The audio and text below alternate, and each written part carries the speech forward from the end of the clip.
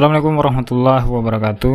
Pada kesempatan kali ini saya kembali memberikan sebuah contoh tips menentukan atau merumuskan hipotesis.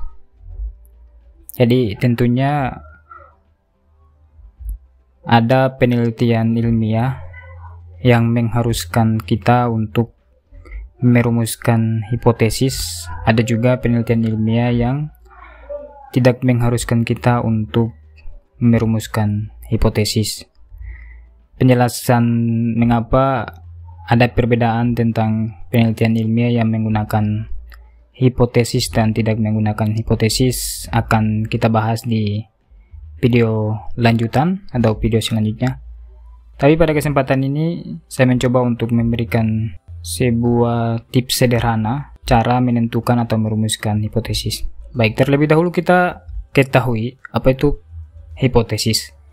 Jadi menurut Sugiono tahun 2013 ya, hipotesis adalah jawaban sementara terhadap rumusan masalah penelitian di mana rumusan masalah penelitian telah dinyatakan dalam bentuk kalimat tanya. Nah, selanjutnya ini sekarang bagaimana kita merumuskan hipotesis. Jadi seperti yang dikatakan sebelumnya tentang pengertian hipotesis adalah sebuah jawaban sementara terhadap rumusan masalah yang telah dirumuskan dalam bentuk kalimat tanya. Nah, untuk menentukan atau merumuskan hipotesis, terlebih dahulu kita harus pahami variabel penelitian dan rumusan masalah yang kita angkat. Kita harus pahami variabel penelitian kita, kemudian rumusan masalah yang dirumuskan. Nah, penelitian yang menggunakan hipotesis, ya. Lanjut lagi.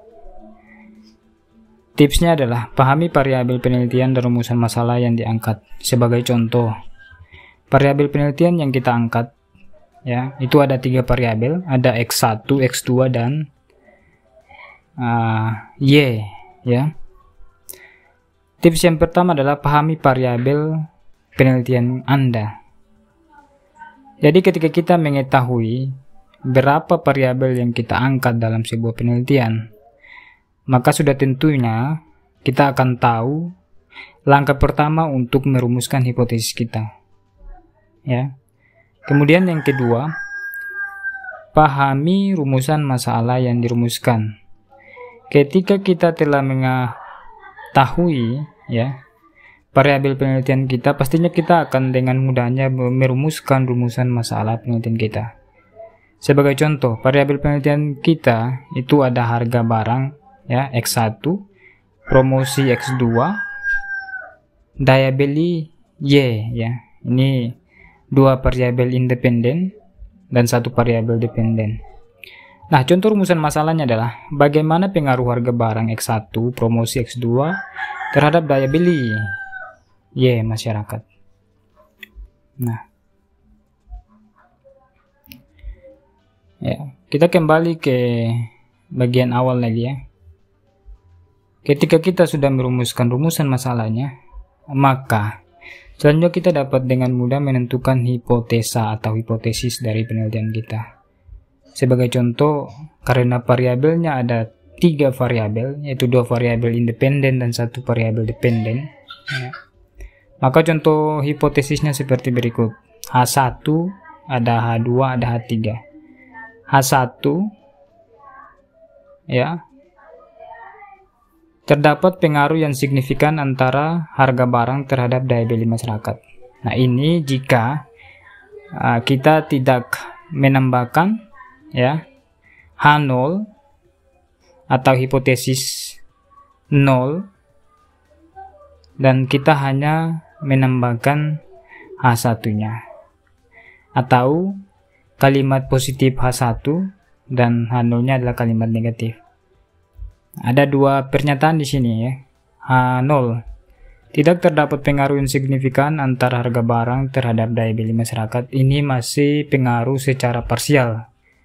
Jadi pengaruh secara sendiri-sendiri antara X1 terhadap Y, nantinya juga ada X2 terhadap Y dan X1 X2 terhadap Y. Itu di H3-nya. Untuk hipotesis yang kedua, ini dapat kita lihat terdapat pengaruh yang signifikan antara promosi terhadap daya beli masyarakat. Ini merupakan kalimat positifnya, ya. Untuk kalimat negatifnya itu ada tidak terdapat pengaruh yang signifikan antara promosi terhadap daya beli masyarakat. Pasti teman-teman akan bertanya, loh itu kenapa ada H0, ada H1, H0, H2, H0, H3? Jadi ini memudahkan kita untuk mengetahui hipotesa yang kita berikan apakah sudah sesuai dengan hasil penelitian yang kita lakukan.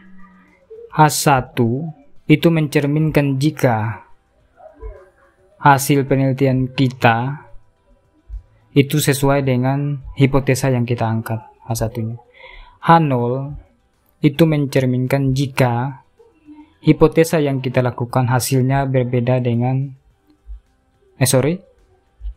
hasil penelitian yang kita lakukan berbeda dengan hipotesa yang kita angkat.